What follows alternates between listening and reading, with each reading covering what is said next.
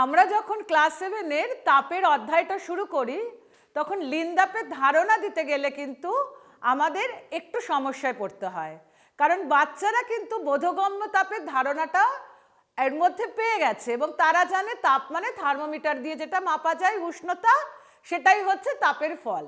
আসুন আজকে আমি এই জায়গাটা কিভাবে ক্লাসে দূর করার চেষ্টা করি সেটা নিয়ে একটু আলোচনা করি। আমি প্রথমেই বাচ্চাদের বলি যে তোমরা তোমাদের বাস্তব জীবনের উদাহরণ থেকে কিছু ঘটনা বলো। যেমন গরমকালে ভীষণ গরম লাগে, যখন আমরা ঘেমে যাই, আমরা তখন পাখার তলায় বসলে ঘামটা আস্তে আস্তে শুকিয়ে যায়, আমাদের আরাম লাগে। কেন হয়? কারণ ঘামটা আস্তে আস্তে বাষ্পীভূত হয়ে যায়।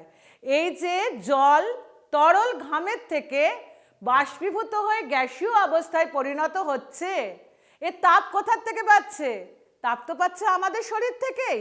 এই তাপটা আমাদের শরীরেই লুকিয়ে ছিল, এই লুকিয়ে থাকে বলেই এই তাপটাকে আমরা বলি লিন তাপ। লিন তাপের জন্য কিন্তু উষ্ণতার কোনো রকম পরিবর্তন হয় না। তাহলে কি পরিবর্তন হয়? শুধুমাত্র অবস্থার, কঠিন থেকে তরল বা তরল থেকে গ্যাসীয় বা বিপরীতমুখী। যেমন ঘামটা যখন আমাদের বাষ্পীভূত হয়ে গেল, ওটা হলো বাষ্পীভবনের লিন তাপ। সেই প্রয়োজনীয় লিন তাপ নিচ্ছে আমাদের শরীর থেকে, তাই আমাদের শরীরটা ঠান্ডা হচ্ছে। এছাড়াও আরও অনেক উদাহরণ আমরা বাস্তব জীবন থেকে নিতে পারি। যেমন গরমকালে কুকুররা জিভ বের করে হাঁপায়, বা জ্বর হলে আমাদের মায়েরা আমাদের জলপট্টি দেয়।